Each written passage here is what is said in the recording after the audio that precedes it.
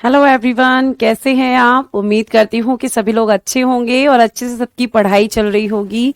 जल्दी जल्दी आप लोग लाइव आ जाइए। गुड इवनिंग विवेक त्रिपाठी जी, एमडी आफ्ताब, जय हिंद। पंकज नमस्ते, शिवम, संतोष, अक्षय, सभी को मेरी तरफ से गुड इवनिंग, नमस्ते, सत श्री अकाल। कैसे हैं भाई। उम्मीद तो यही रहती है कि आप हमेशा अच्छे होंगे और अच्छे से आप सभी की पढ़ाई चल रही होगी। ठीक है, तो जल्दी जल्दी बेटा लाइव आ जाइए ताकि हम अपनी क्लास को स्टार्ट कर सके। देखिए, एक क्वेश्चन जो टेलीग्राम पे मुझे सबसे ज्यादा दिख रहा है वो ये दिख रहा है आपका अवतार बैच में। जैसे कि ये क्वेश्चन आ रहा है कि मैम हमने कुछ बच्चे कोर्स में जो ये बैच है जिनके पास में इसमें पुराने हैं, तो उनका कहना है कि मैम हमने पहले भी पॉलिटी पढ़ी हुई है और हमारे पास पहले के भी नोट्स हैं, क्या हमें दोबारा पॉलिटी पढ़ना चाहिए। ये कुछ क्वेश्चंस आपके पास आपसे मेरे पास आ रहे हैं। तो मैं सबसे पहले इसका आंसर ये देना चाहूंगी बेटा कि अगर आप रिवीजन करना चाहते हैं तो आप जरूर पॉलिटी की लाइव क्लासेस कीजिए। आपका रिवीजन होगा, साथ साथ आपके जो पुराने नोट्स हैं उनको आप अपने पास रखिए। कोई चीज आपको लगती है कि उस नोट्स में नहीं है तो आप उसको अपडेट कर लीजिए। दोबारा आपको नोट्स बनाने की जरूरत नहीं है। बाकी आपको बोर्ड पीडीएफ्स भी मिलती हैं, उसके अलावा रिटर्न पीडीएफ्स भी मिलती हैं। तो आप रिवीजन करना चाहते हैं तो ये क्लास आप ले सकते हैं, आपके लिए बेस्ट है।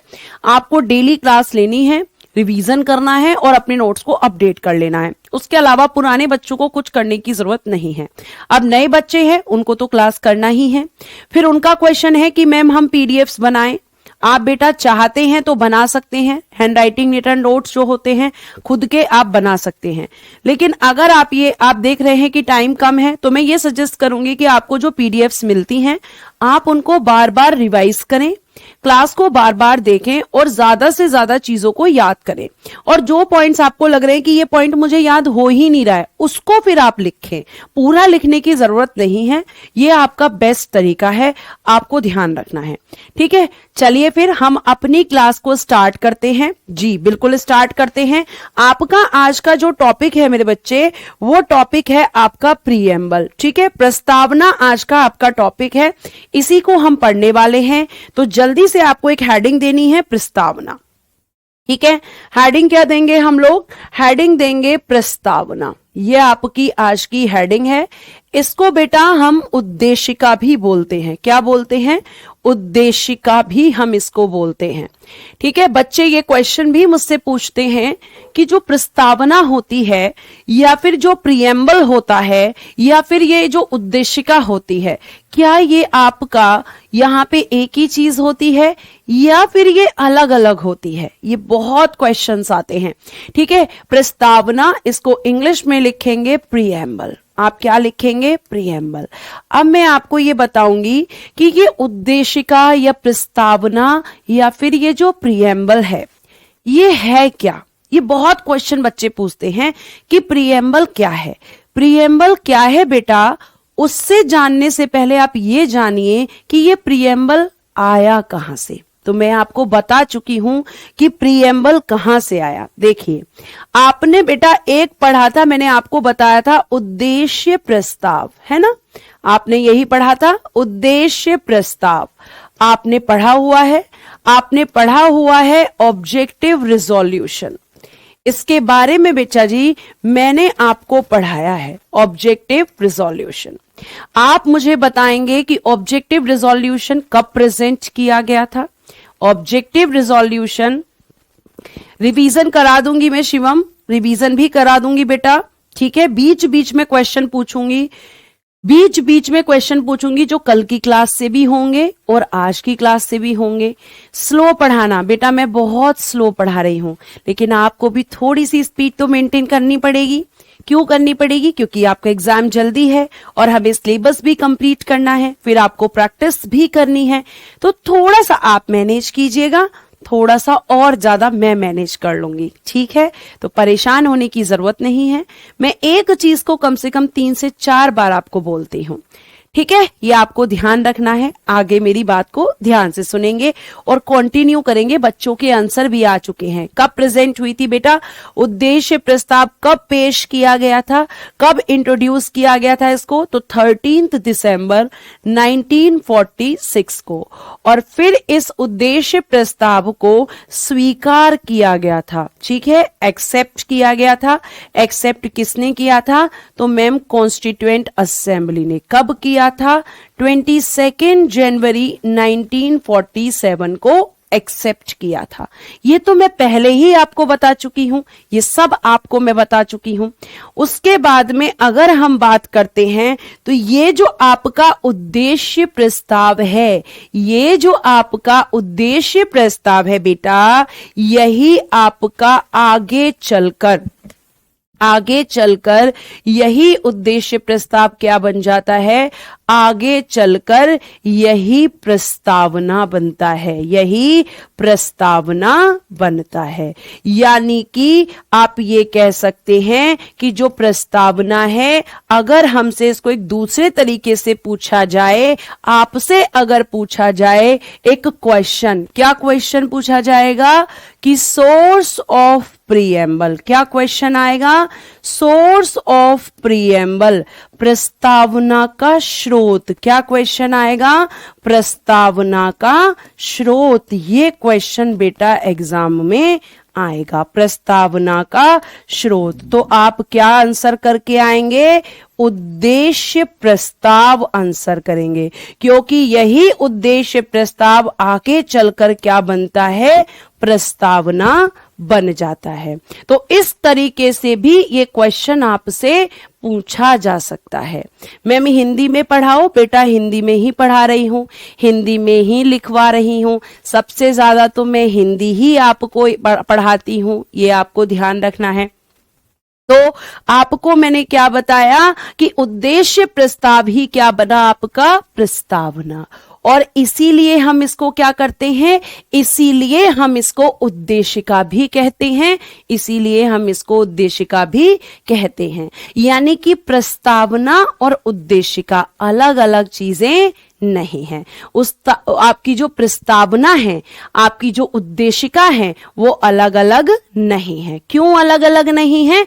क्योंकि मैम इसका सोर्स यही है, क्योंकि मैम इसका सोर्स यही है, इसका स्रोत यही है। ये भी आपको ध्यान रखना है। आगे चलते हैं। आगे अगर हम बात करते हैं तो आपको यह भी पता है कि उद्देश्य प्रस्ताव पेश किसने किया? आपको पता ही है पेश किसने किया। तो इसका आंसर भी बच्चों को पता है कि पेश करने वाले व्यक्ति थे पंडित जवाहरलाल नेहरू। पंडित जवाहरलाल नेहरू। ये तो एकदम बेसिक क्वेश्चन हो गया। क्या हो गया बेटा? ये एकदम बेसिक क्वेश्चन हो गया। अब आगे सुनिए, आगे इसकी बातें। और क्या प्रीएम्बल में आता है? और क्या प्रीएम्बल में आता है? तो आपको ध्यान रखना है कि एक आपकी जो प्रस्तावना है, आपका जो प्रीएम्बल है, क्वेश्चन बच्चे ये पूछते हैं कि प्रस्तावना क्या है। आप क्या क्वेश्चन करते हैं? प्रस्तावना क्या है। मैं आपके जो समझाने की चीजें हैं, व्हाट इज प्रीएम्बल, बच्चे क्या पूछते हैं? What is preamble. क्या पूछते हैं? व्हाट इज प्रीएम्बल, प्रस्तावना क्या है। ये क्वेश्चन बच्चों का रहता है। और मैंने ये देखा है कि हम केवल क्वेश्चंस लिखवाते हुए इसको पूरा करा देते हैं, बच्चा समझ ही नहीं पाता कि प्रस्तावना है क्या। व्हाट इज प्रीएम्बल उसको पता ही नहीं है। तो आपको मैं बहुत सिंपल भाषा में समझाती हूं। बेटा जी, आपने एक बुक, अगर हम बात करते हैं एक पुस्तक, ठीक है, बुक को हिंदी में कहते हैं पुस्तक। इस बुक में आपका एक पेज होता है, ठीक है, इसमें एक पेज होता है। और ये पेज कौन सा है? फ्रंट पेज की मैं बात कर रही हूं। आपकी बुक का जो फ्रंट पेज होता है, इस बुक के फ्रंट पेज पे क्या होता है जरा बताना। बुक के फ्रंट पेज पे क्या होता है, मुझे आंसर करके बताओ।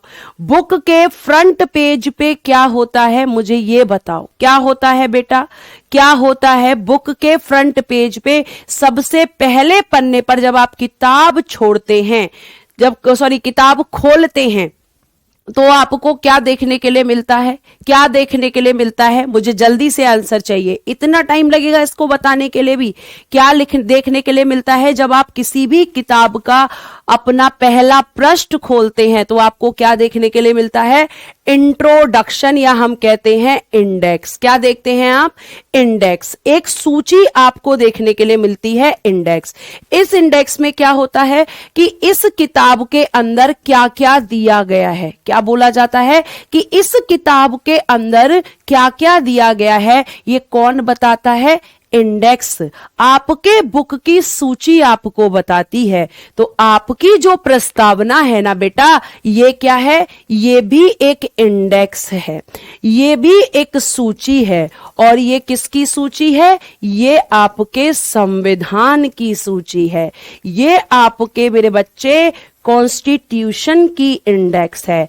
मतलब आप अगर प्रस्तावना को पढ़ लेंगे तो आपको क्या पता चल जाएगा कि भाई संविधान के अंदर क्या क्या है, कि संविधान के अंदर क्या क्या दिया गया है। जैसे किताब का इंडेक्स पढ़ने पर आपको पता चल जाता है कि किताब के अंदर क्या है, ऐसे ही प्रस्तावना को पढ़ने पर पता चल जाता है कि संविधान में क्या है। तो संविधान का जो इंडेक्स है, इस तरीके से आप इसको समझ सकते हैं कि वो प्रस्तावना है। क्या मेरे बच्चे आपको समझ आ गया है कि प्रस्तावना क्या होती है? क्या आप अब इसको बता सकते हैं? बिल्कुल आप इसको बता सकते हैं कि जिस तरीके से किताब का इंडेक्स पढ़ने से हमें समझ आता है कि किताब में क्या है, वैसे ही प्रस्तावना समझने से हमें समझ आ जाता है, हमें समझ आ जाता है कि भाई हमारी किताब के अंदर क्या है।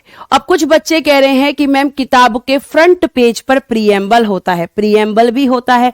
अब यहां मैं ये नहीं पूछ रही हूं कि प्रीएम्बल होता है या नहीं होता है, मैं आपसे ये बता रही हूं कि ज्यादातर किताबों में क्या दिया गया होता है? सूची दी गई होती है। ठीक है, तो ये एक तरीके से परिचय पत्र होता है आपके संविधान का। आगे चलते हैं और आगे देखते हैं कि नेक्स्ट आपकी यहां से और क्या क्वेश्चन बनेंगे। अब आपका बेटा नेक्स्ट क्वेश्चन जो बनेगा वो आपका देखना क्या बनेगा। आपका नेक्स्ट क्वेश्चन एग्जामिनर बेटा आपसे पूछेगा कि ये जो प्रीएम्बल है, ये जो प्रीएम्बल है या फिर ये जो प्रस्तावना है, इसका जो विचार है, इसका जो विचार है, इसका जो थॉट है, वो हमने कहां से लिया है? हमें किस देश के संविधान को देखकर ये विचार आया, ये विचार आया कि हमें प्रस्तावना रखनी चाहिए अपने देश के संविधान में। तो आपको ध्यान रखना है कि हमें विचार आया, हमें थॉट आया, कि हमें ये थॉट आया, आप कहेंगे अमेरिका। अमेरिका लिख सकते हो या United states of America, USA के संविधान से हमने प्रस्तावना का विचार लिया। हमने क्या लिया? प्रस्तावना का विचार लिया। ठीक है, नेक्स्ट क्वेश्चन। फिर ये जो प्रस्तावना है, इसकी जो भाषा है, इसकी जो लैंग्वेज है, इसको हमने किस देश के संविधान से लिया? तो उस प्रस्तावना की जो भाषा है, इसको बेटा जी हमने ऑस्ट्रेलिया से लिया है। कौन सी कंट्री से लिया है? तो टेकन फ्रॉम ऑस्ट्रेलिया। कहां से लिया है? Taken from Australia. ठीक है, टेकन फ्रॉम ऑस्ट्रेलिया। और थॉट कहां से लिया है? तो taken from America. Taken from America, ये भी आपको ध्यान में रखना है। फिर ये जो प्रस्तावना है, इसको संविधान में कब जोड़ा गया? कब जोड़ा मतलब कि कब इसको ऐड किया गया था? जोड़ने का मतलब है ऐड। तो आपको ध्यान रखना है 26 नवंबर 1949, 26 नवंबर 1949 को आपके देश के संविधान में प्रस्तावना को जोड़ा गया था। प्रस्तावना को जोड़ा गया था। क्लियर है? उसके बाद ये बेटा एकदम बेसिक मैं बता रही हूं कि प्रस्तावना की भाषा कहां से ली है, ठीक है, प्रस्तावना का विचार कहां से लिया है और प्रस्तावना को संविधान में कब जोड़ा गया है, ये 3 क्वेश्चन अभी मैंने आपको यहां पर बताए हैं। ठीक है, उसके बाद अगर हम बात करते हैं तो नेक्स्ट अगर हम देखते हैं तो क्या क्वेश्चन आता है। नेक्स्ट आपसे एक पूछा जाता है कि जो आपकी प्रस्तावना है, इस प्रस्तावना को, इस प्रीएम्बल को संविधान की आत्मा, क्या है, संविधान की आत्मा, सोल ऑफ कॉन्स्टिट्यूशन, संविधान की आत्मा, सोल ऑफ कॉन्स्टिट्यूशन किसने कहा है, सोल ऑफ कॉन्स्टिट्यूशन किसने कहा है, कौन वो व्यक्ति हैं जिन्होंने कहा कि जो प्रस्तावना है वो संविधान की आत्मा है, क्या है, संविधान की आत्मा है। तो आप बोलेंगे अनुराग ठाकुर, अनुराग ठाकुर भार्गव दास, अनुराग ठाकुर भार्गव दास, इन्होंने कहा कि जो प्रस्तावना है वो संविधान की आत्मा है। क्या नाम है इनका, अनुराग ठाकुर भार्गव दास। इन्होंने कहा कि प्रस्तावना संविधान की आत्मा है। फिर एक क्वेश्चन, बेटा ये केवल स्टेटमेंट है, ये केवल स्टेटमेंट है, जहां समझाने वाली चीज आएगी आपको पता है कि कोई ऐसी चीज मैं छोड़ती नहीं कि जिसे मैं समझाऊं ना, मैं एक एक शब्द आपको समझाऊंगी ताकि आप उसको अच्छे से समझ सकें, और जितना आप समझेंगे उतना कम रटना पड़ेगा। ठीक, फिर नेक्स्ट क्वेश्चन आता है कि आपकी ये जो प्रस्तावना है, इस प्रस्तावना को राजनीतिक, राजनीतिक जन्म पत्री, क्या बोलेंगे, राजनीतिक जन्म पत्री, यानी कि पॉलिटिकल हॉरोस्कोप, ठीक है, पॉलिटिकल हॉरोस्कोप किसने कहा है, पॉलिटिकल हॉरोस्कोप यानी कि जो जन्म पत्री है ये किसने कहा। तो क्वेश्चन का आंसर करके आ जाना बेटा, के.एम. मुंशी ने। किसने कहा, के.एम. मुंशी ने कहा। के.एम. मुंशी ने कहा कि ये पॉलिटिकल हॉरोस्कोप है, ये आपकी राजनीतिक जन्म पत्री है। तो पॉलिटिकल हॉरोस्कोप जो है के.एम. मुंशी। उसके बाद एक क्वेश्चन पूछा जाता है कि किसने ये कहा कि प्रस्तावना, प्रस्तावना संविधान निर्माताओं के, प्रस्तावना संविधान निर्माताओं के, संविधान निर्माताओं के, निर्माताओं के विचारों को, निर्माताओं के विचारों को, विचारों को जानने की, विचारों को जानने की कुंजी है, जानने की कुंजी, यानी कि की ऑफ कॉन्स्टिट्यूशन। क्या लिखेंगे, की ऑफ कॉन्स्टिट्यूशन, की ऑफ कॉन्स्टिट्यूशन। किसने प्रस्तावना को संविधान की कुंजी कहा है, या किसने कहा कि जो संविधान निर्माताओं को कहेंगे कॉन्स्टिट्यूशन मेकर्स, कॉन्स्टिट्यूशन मेकर्स। तो कॉन्स्टिट्यूशन मेकर्स के जो थॉट्स थे, जो विचार थे, उनको आप कहां से जान सकते हैं, किसने कहा कि ये आप जो है जो प्रस्तावना है, ठीक है, ये जो प्रस्तावना है ये संविधान निर्माताओं के विचारों को जानने की कुंजी है। ये स्टेटमेंट किसने दिया था, ये स्टेटमेंट किसने दिया था। और साथ साथ क्या बोला था, एक व्यक्ति थे जिन्होंने एक स्टेटमेंट ये दिया था, ठीक है, और एक स्टेटमेंट और दिया था कि, एक मिनट, एक स्टेटमेंट और दिया था। बेटा देखो ध्यान से सुनोगे तभी। हाँ, अर्नेस्ट वारकर आंसर आ गया है, बहुत अच्छे विजय कुमार, अरुण जी बिल्कुल सही है, अर्नेस्ट। प्रस्तावना को एक और आता है, प्रस्तावना को संविधान का, प्रस्तावना को संविधान का, प्रस्तावना को संविधान का मुख्य नोट, संविधान का मुख्य नोट किसने कहा, मुख्य नोट यानी कि मेन नोट किसने कहा, मेन नोट। ये भी क्वेश्चन पूछा जाता है कि मेन नोट किसने कहा।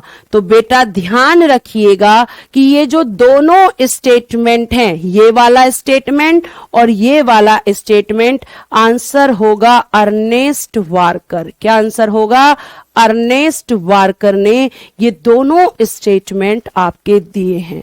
और बेटा यहां से क्वेश्चन आता है, यहां से क्वेश्चन आता है। क्या क्या क्वेश्चन है? संविधान की आत्मा किसने कहा? तो अनुराग ठाकुर भार्गव दास। बच्चे कह रहे हैं मैम याद करने का तरीका बताइए।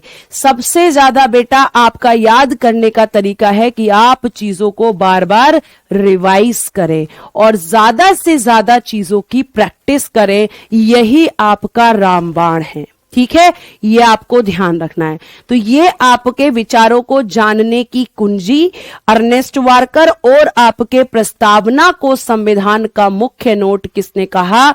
तो ध्यान रखिएगा कि आपके अर्नेस्ट वार्कर ने। ठीक है, आगे चलते हैं।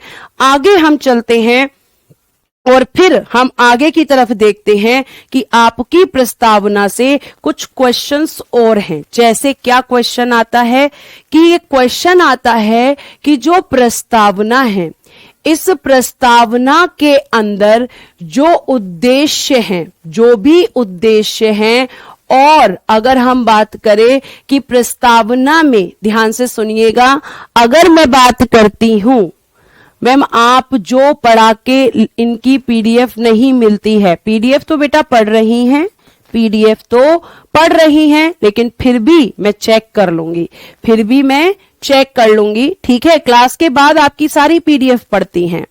ठीक है, चलो ध्यान से सुनो। अगर हम बात करते हैं प्रस्तावना की, तो क्वेश्चन पूछा जाता है कि प्रस्तावना में जो उद्देश्य हैं और इसमें जो आदर्श हैं, ठीक है, जो आइडियल्स हैं, जो आइडियल्स हैं और जो इसमें आपके थॉट्स हैं, विचार हैं, या हम कह सकते हैं कि जो उद्देश्य हैं, जो ऑब्जेक्टिव्स हैं, क्या बोलेंगे इंग्लिश में इसको? ऑब्जेक्टिव्स। तो क्वेश्चन ये पूछेगा एग्जामिनर कि ये संविधान में प्रस्तावना में जो उद्देश्य और आदर्श हैं, ये संविधान में और कहां पर हैं?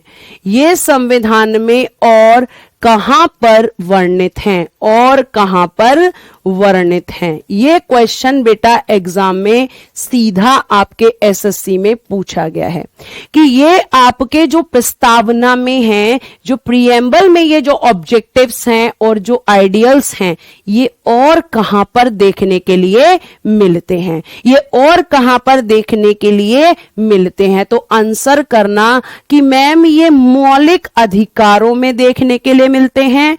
मौलिक अधिकारों, जिनको आप कहते हैं फंडामेंटल राइट्स। क्या कहते हैं? Fundamental rights. फंडामेंटल राइट्स यहां देखने के लिए मिलते हैं। साथ साथ अगर हम बात करते हैं तो दूसरा, हमें ये मौलिक कर्तव्यों में देखने के लिए मिलते हैं। मौलिक कर्तव्य, जिनको हम कहते हैं फंडामेंटल ड्यूटीज। फंडामेंटल ड्यूटीज, ठीक है। और कहां मिलते हैं? तीसरा है आपका राज्य के नीति निदेशक तत्व। राज्य के नीति निदेशक तत्व, ठीक है। राज्य के नीति निदेशक तत्व, directive principle of state policies. Directive principle of state policies. ये तीन जगह आपकी प्रस्तावना में जो भी बातें हैं वो सारी की सारी आपको कहां देखने के लिए मिलती हैं? इन तीन जगह पर देखने के लिए मिलती हैं। ये क्वेश्चन सीधा एग्जाम में आता है, सीधा आपके एग्जाम में आता है ये क्वेश्चन, ये ध्यान रखिएगा, ठीक है, ये ध्यान रखिएगा। उसके बाद बेटा आपको ध्यान रखना है कि आपकी अगर मैं बात करूं तो आपको दो केस यहां पर बहुत पूछे जाते हैं और एग्जाम में क्वेश्चन पहले देखो क्या आता है। क्वेश्चन ये आता है कि किस वाद में, वाद को इंग्लिश में बोलते हैं केस, किस वाद में प्रस्तावना को प्रीएम्बल को संविधान का अंग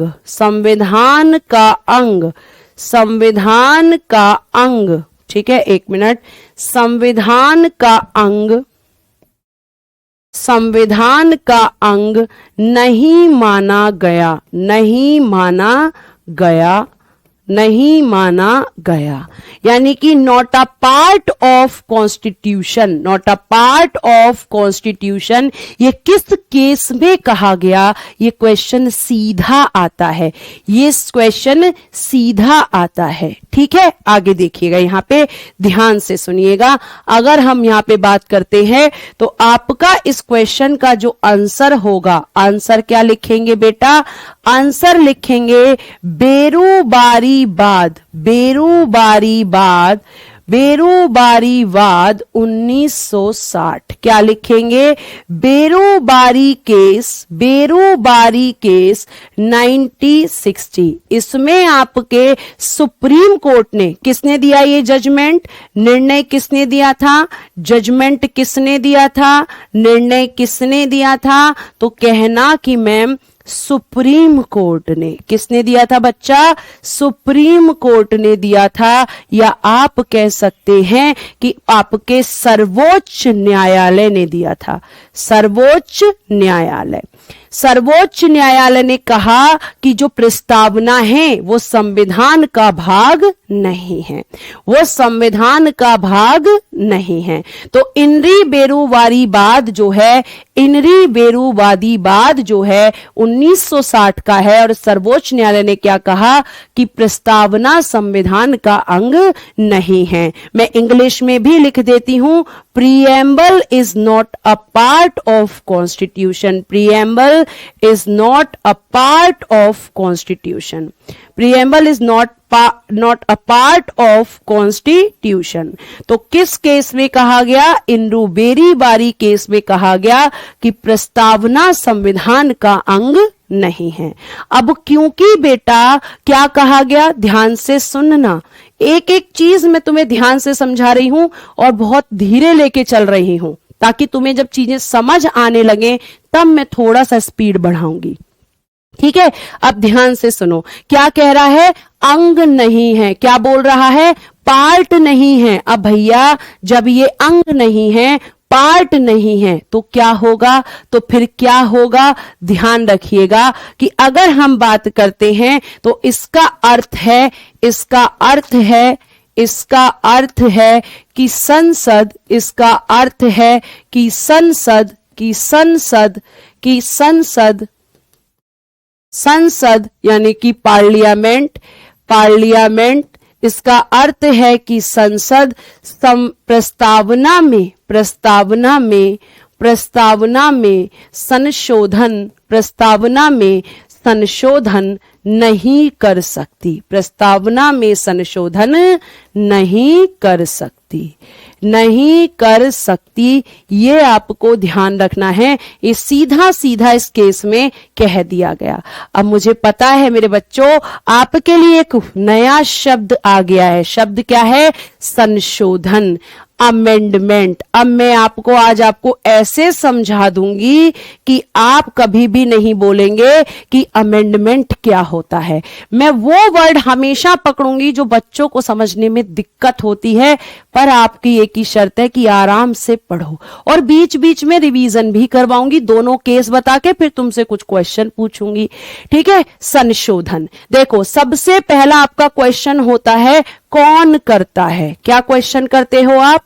कौन करता है मैम संशोधन? कौन करता है? आंसर दे के आना, संसद करती है।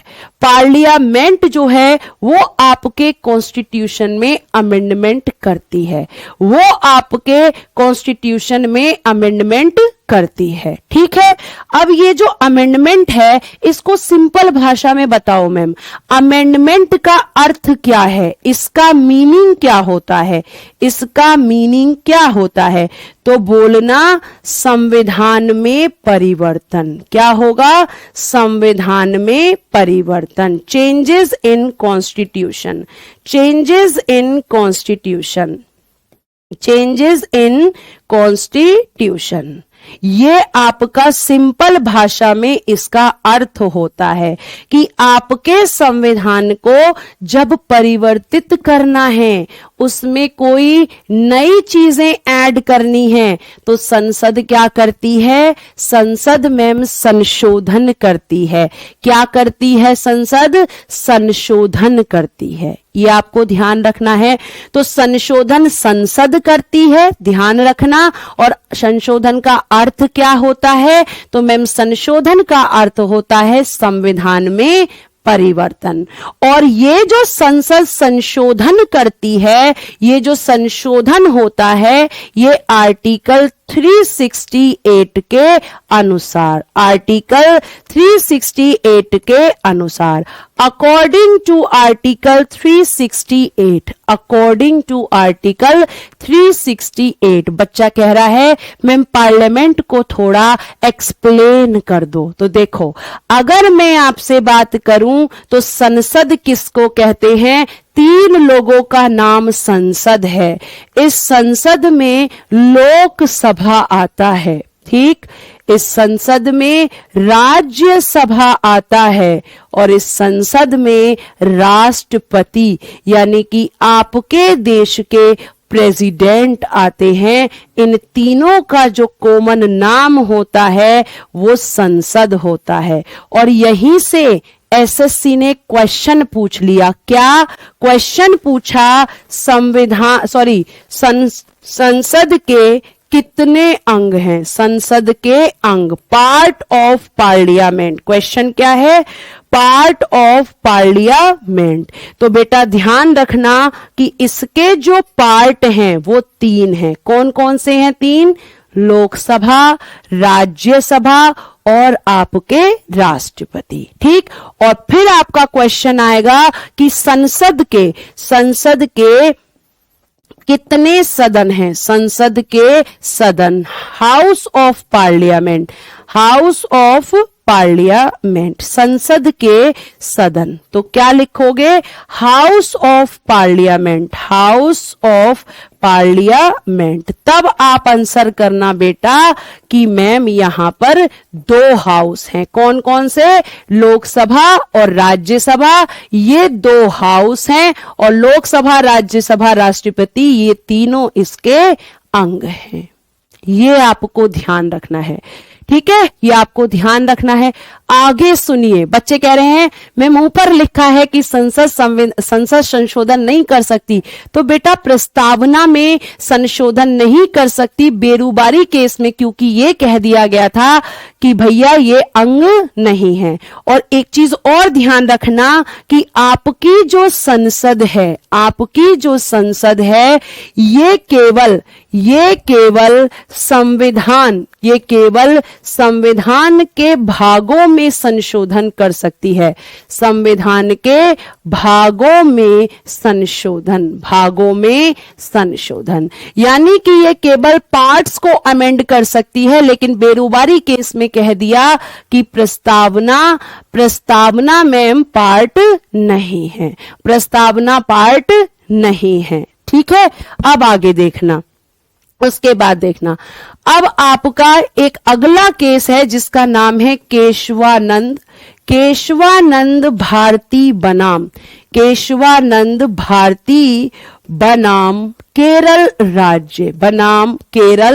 राज्य, स्टेट ऑफ केरला, ठीक है, केरल राज्य, स्टेट ऑफ केरला। तो क्या लिखेंगे? Kesavananda versus state of Kerala, नाम सेम रहेगा, स्टेट ऑफ केरला। और बेटा ये केस सीधा 13 साल बाद 1973 में आया था। कब आया था? 1973 में आया था। और इस केस में 2 चीजें आपको बहुत ध्यान रखनी है। इस केस में आपके सुप्रीम कोर्ट ने, आपका जो सुप्रीम कोर्ट है, या आप कह सकते हैं कि जो उच्चतम न्यायालय है, उच्चतम न्यायालय, इसने क्या कहा? इसने पहले तो ये कह दिया कि प्रस्तावना संविधान का अंग है, प्रस्तावना संविधान का अंग है, संविधान का अंग है, यानी कि preamble is a part of constitution, preamble is a part of constitution, is a part of constitution. प्रस्तावना संविधान का एक अंग है और ये बात आपसे क्वेश्चन पूछेगा कि किस केस में कही गई, तो आप क्या बोलेंगे कि पहले कह दिया नहीं है और फिर बाद में कह दिया कि है, बाद में क्या कह दिया है। और इसका अर्थ क्या है, इसका मतलब है, इसका अर्थ है कि संसद, इसका अर्थ है संसद संविधान में संशोधन, संसद प्रस्तावना में संशोधन कर सकती है, संसद प्रस्तावना में संशोधन कर सकती है, संशोधन कर सकती है। ठीक है, संसद प्रस्तावना में संशोधन कर सकती है। चीजें बदल गई, लेकिन ये भी बोला, ध्यान से सुनना, ये क्वेश्चन बहुत पूछा जाता है। अब जो मैं बताने वाली हूं, संशोधन कर सकती है, लेकिन आगे ध्यान रखना, और क्या बोला, प्रस्तावना में संशोधन कर सकती है और संविधान के किसी भी भाग में, और संविधान के किसी भी भाग में संशोधन कर सकती है। यानी कि कॉन्स्टिट्यूशन का जो भी पार्ट है उसी को आपकी संसद संशोधित कर सकती है अगर वो पार्ट है, लेकिन अगर पार्ट नहीं है तब संशोधन नहीं करेगी, तो प्रस्तावना में भी कर सकती है और आपके संविधान, क्योंकि प्रस्तावना भी अब संविधान का भाग मान लिया गया, तो इसमें भी कर सकती है। लेकिन उसने क्या बोला, उसने आगे बोला सुप्रीम कोर्ट ने, लेकिन मूलभूत ढांचे को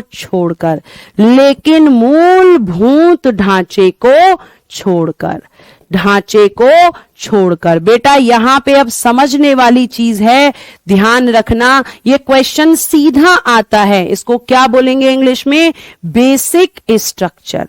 इसको इंग्लिश में क्या बोलेंगे, मूलभूत ढांचे को, इसको इंग्लिश में बोलेंगे मूलभूत ढांचे को बोलेंगे basic structure of constitution, basic structure. ठीक है, मूलभूत ढांचे को छोड़कर। अब मेरी बात को बहुत ध्यान से सुनना, बहुत ज्यादा ध्यान से। हाँ, रिपीट करती हूं, ये केस बता के मैं खुद ही रिपीट करूंगी, ध्यान से सुन लीजिए। ठीक है बच्चों, प्लीज थोड़ा सा पेशेंस रखो, ज्यादा जल्दी मत मचाओ, आगे सुनो। अब देखो इसने क्या बोला है, इसने बोला है बेसिक स्ट्रक्चर, मूलभूत ढांचा। तो ये जो मूलभूत ढांचा है ये क्या होता है, क्वेश्चन क्या आएगा पहले वो समझो।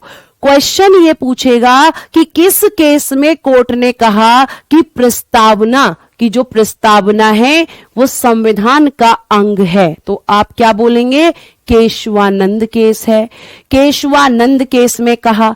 फिर क्वेश्चन अगला पूछेगा कि जो आपका बेसिक स्ट्रक्चर है, जो मूलभूत ढांचा है, वो आपके किस केस से संबंधित है, तो आप कहेंगे केशवानंद केस से। मैम ये समझ नहीं आ रहा है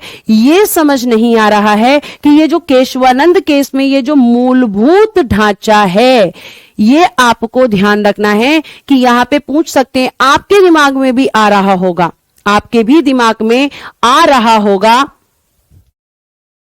कि यहां पर जो मूलभूत ढांचा है वो क्या होता है।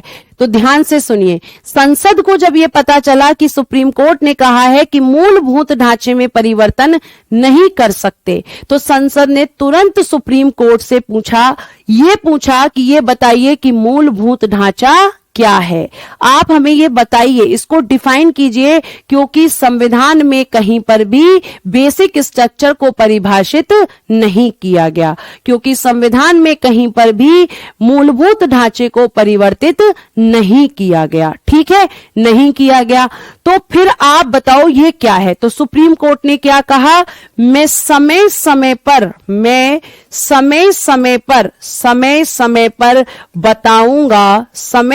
पर बताऊंगा कि मूलभूत ढांचा क्या है। बताऊंगा कि मूलभूत ढांचा क्या है, कि मूलभूत ढांचा क्या है। ये मैं तुम्हें समय समय पर बताऊंगा, ये आपको एकदम नहीं बताऊंगा, मतलब टाइम टू टाइम मैं डिफाइन करूंगा कि मूलभूत ढांचा क्या है।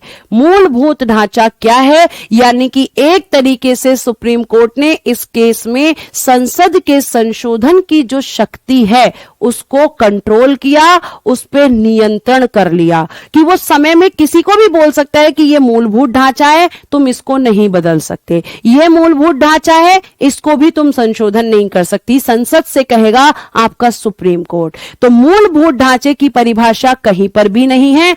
एसएससी ने सीधा क्वेश्चन पूछ लिया कि मूलभूत ढांचा जो है ये क्या है। क्या क्वेश्चन था, अगले पेज पे लिखती हूं। क्वेश्चन पूछा था मूलभूत ढांचा क्या है, मूलभूत ढांचा क्या है, ये क्वेश्चन पूछा था।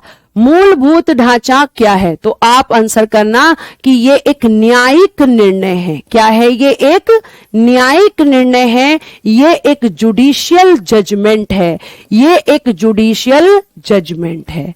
ये आपको ध्यान में रखना है। ठीक, अब क्योंकि सुप्रीम कोर्ट ने बोल दिया कि प्रस्तावना संविधान का अंग है और फिर अंग है या भाग है, तो संविधान के प्रस्तावना में संशोधन हो सकता है, प्रस्तावना में संशोधन हो सकता है। तो अब आपका नेक्स्ट क्वेश्चन आता है कि प्रस्तावना में कितनी बार संशोधन किया गया है, कितनी बार संशोधन किया गया है, कितनी बार संशोधन। How many times amendment in preamble? How many times amend in preamble? कितनी बार संशोधन हुआ है, तो आपको ध्यान रखना है केवल एक बार। कितनी बार हुआ है अब तक? Only one time। कितनी बार हुआ है? एक बार संशोधन हुआ है। और बेटा कौन सा हुआ, तो ध्यान रखना 42वां संविधान संशोधन, 42वां संविधान संशोधन, जो कि बेटा हुआ था 1976 में। ठीक है, संविधान संशोधन को बोलेंगे कॉन्स्टिट्यूशन अमेंडमेंट। कॉन्स्टिट्यूशन अमेंडमेंट कौन से नंबर का था? 42 नंबर का था। कब हुआ था? 1976 में हुआ था।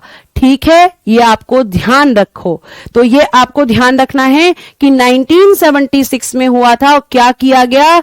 प्रस्तावना में 3 शब्द जोड़े, प्रस्तावना में 3 शब्द जोड़े, 3 शब्द जोड़े। ये आपको ध्यान रखना है, 3 शब्द जोड़े। ये 3 शब्द कौन कौन से थे? प्रस्तावना में 3 शब्द जोड़े। पहला लिखना समाजवाद, समाजवाद जिसको आप कहते हैं सोशलिस्ट। ठीक, फिर एक शब्द जोड़ा जिसको हम कहते हैं सेक्युलर या हम कहते हैं पंथ निरपेक्ष।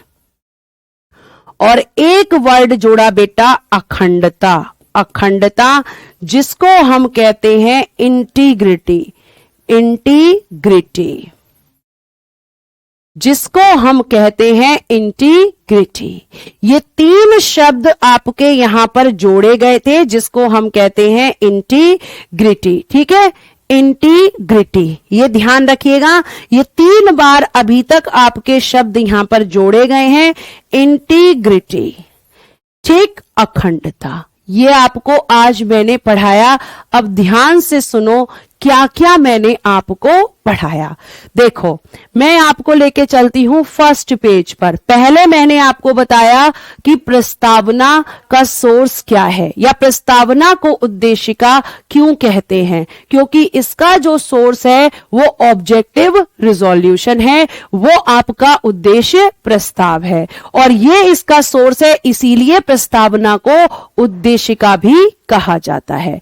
ठीक है, ये आपको ध्यान रखना है। उसके बाद आपको मैंने बताया कि प्रस्तावना क्या होती है। तो प्रस्तावना आपके संविधान के एक इंडेक्स की तरह होती है। जो बुक का इंडेक्स होता है वो बताता है कि बुक में क्या क्या है, वैसे ही आपको ध्यान रखना है कि जो प्रस्तावना है वो बताती है कि संविधान में क्या क्या है। ये भी आपको ध्यान रखना है। फिर आपका नेक्स्ट क्वेश्चन, प्रीएम्बल का विचार कहां से लिया? तो मैम अमेरिका से। प्रीएम्बल की भाषा कहां से ली? तो ऑस्ट्रेलिया से। संविधान में ये कब जोड़ी गई आपकी प्रस्तावना? तो 26 नवंबर 1949 को जोड़ी गई। ठीक, उसके बाद में अगर हम बात करते हैं तो आपको ध्यान रखना है संविधान की जो आपकी आत्मा है प्रस्तावना को वो किसने कहा? तो संविधान की जो आत्मा है वो किसने कहा? अनुराग ठाकुर भार्गव दास ने कहा। फिर इसे राजनीतिक जन्मपत्री किसने कहा? तो के.एम. मुंशी ने कहा। यह आपको ध्यान रखना है। प्रस्तावना संविधान निर्माताओं के विचारों को जानने की कुंजी है और प्रस्तावना को संविधान का मुख्य नोट। ये दोनों स्टेटमेंट किसने दिए? तो अर्नेस्ट वार्कर ने दिए। अर्नेस्ट वार्कर ने दिए। उसके बाद में प्रस्तावना जो है उसकी अगर हम बात करें तो प्रस्तावना में जो उद्देश्य हैं, जो ऑब्जेक्टिव्स हैं, जो आइडियल्स हैं वो और कहां मिलते हैं? तो मौलिक अधिकार, मौलिक कर्तव्य और नीति निदेशक तत्वों में मिलते हैं। किस बाद में कहा कि प्रस्तावना संविधान का अंग नहीं है? तो बेरूबारी केस में कहा कि प्रस्तावना संविधान का अंग नहीं है और जब अंग नहीं है तो संशोधन भी नहीं कर सकते।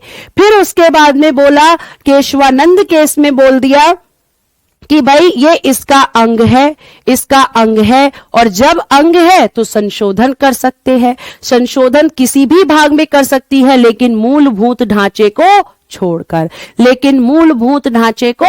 छोड़कर, ये भी ध्यान रखना है। फिर आपको बताया कि एक बार संशोधन हुआ है और ये संशोधन कब हुआ है? 42वां संशोधन 1976 में हुआ है। और एक और चीज ध्यान रखना कि ये जो संशोधन है बेटा, ये 42वां, इस संशोधन को हम एक नाम और देते हैं। एक क्वेश्चन आता है कि लघु संविधान किसको कहा जाता है? लघु संविधान यानी कि इंग्लिश में बोलेंगे मिनी कॉन्स्टिट्यूशन। तो ये जो आपका 42वां संविधान संशोधन है इसको ही लघु संविधान कहते हैं। क्या कहते हैं? लघु संविधान। मैम क्यों कहते हैं? क्योंकि बेटा सबसे ज्यादा परिवर्तन, सबसे ज्यादा जो चेंजेस किए गए हैं वो आपके संविधान में इसी संशोधन के द्वारा किए गए हैं, इसी संशोधन के द्वारा किए गए हैं। ये आपको ध्यान रखना है। उसके बाद अब मैं आपसे कुछ क्वेश्चन पूछ लेती हूं कि आपको कितना याद हुआ है। चलो आपका रिवीजन करवा देती हूं। बताओ प्रस्तावना की भाषा, प्रस्तावना की भाषा और विचार। पहले बताओ भाषा और फिर बताओ विचार, जल्दी बताओ। प्रस्तावना को राजनीतिक जन्मपत्री पॉलिटिकल हॉरोस्कोप किसने कहा है? ये बताओ। चलो बताओ, भाषा कहां से ली गई है? भाषा कहां से ली गई है? भाषा कहां से ली गई है? ऑस्ट्रेलिया से। विचार कहां से लिया गया है? अमेरिका से। राजनीतिक जन्मपत्री किसने कहा है? राजनीतिक जन्मपत्री किसने कहा है? तो मैम वो कहा है हमारे के.एम. मुंशी ने। के.एम. मुंशी ने। ये सब आपको बता चुकी हूं मैं। उसके बाद में आपको बताना है कि प्रस्तावना संविधान का अंग है।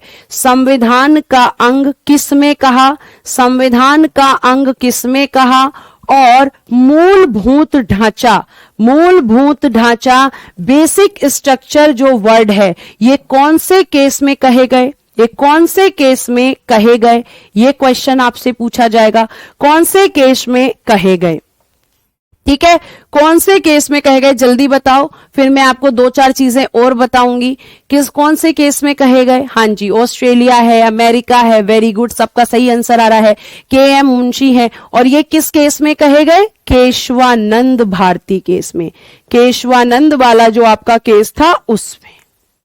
ठीक, अब बेटा आपका एक क्वेश्चन आता है कि प्रस्तावना प्रस्तावना में आपके, ध्यान से सुनना, प्रस्तावना में बेटा आपकी जो प्रस्तावना है, क्वेश्चन आता है कि इसका आरंभ कहां से होता है।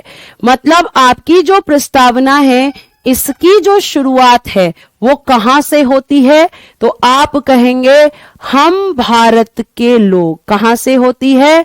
हम भारत के लोग, यहां से होती है, जिसको बोलेंगे we the people of India. We the people of India, we the people of India. हम भारत के लोग जो है, ये शब्द से ये क्वेश्चन सीधा आता है कि प्रस्तावना की शुरुआत कहां से हुई, तो हम भारत के लोग शब्द से आपके प्रस्तावना की बिगिनिंग या शुरुआत होती है। आपके प्रस्तावना की बिगिनिंग या शुरुआत होती है, ध्यान रखना, ठीक। और ये जो आपकी प्रस्तावना है, इसमें ये जो हम भारत के लोग शब्द हैं, ये कहां से लिए गए हैं? यूएनओ के चार्टर से लिए हैं। कहां से लिए हैं? यूएनओ के चार्टर से। यूएनओ के चार्टर से ये शब्द लिए हैं, ये शब्द लिए गए हैं। तो ये जो वर्ड है, this words taken from UNO charter, this word taken from UNO charter. तो यूएनओ के चार्टर से ये शब्द लिए गए हैं, ये शब्द लिए गए हैं। ये क्वेश्चन में आपका एग्जाम में आ सकता है कि कहां से लिए गए हैं, तो मैम यूएनओ के चार्टर से लिए गए हैं। फ्रांस से क्या लिया गया था संदीप? आ रही हूं, बताऊंगी, सब बताऊंगी, कुछ नहीं छूटेगा। तो ये आपको पहले पता होना चाहिए कि मैम ये जो हम भारत के लोग हैं, हम भारत के लोग, ये जो आपने भी पीछे लिखवाया है we the people of India, हम भारत के जो ये लोग हैं, इसका अर्थ क्या होता है, इसका मीनिंग क्या होता है। तो आपको ध्यान रखना है कि इसका अर्थ की अगर हम बात करें, मीनिंग की अगर हम बात करें, तो आपको एक ही आंसर देना है कि आपके ये main source of constitution, main source of constitution, ठीक है, मेन सोर्स ऑफ कॉन्स्टिट्यूशन, संविधान का मुख्य स्रोत, संविधान का मुख्य स्रोत, संविधान का मुख्य स्रोत। अगर हम इसकी बात करते हैं तो ये होती है आपकी भारतीय जनता। कौन होती है? भारतीय जनता, जिसको हम कहते हैं इंडियन पब्लिक, जिसको हम कहते हैं इंडियन पब्लिक।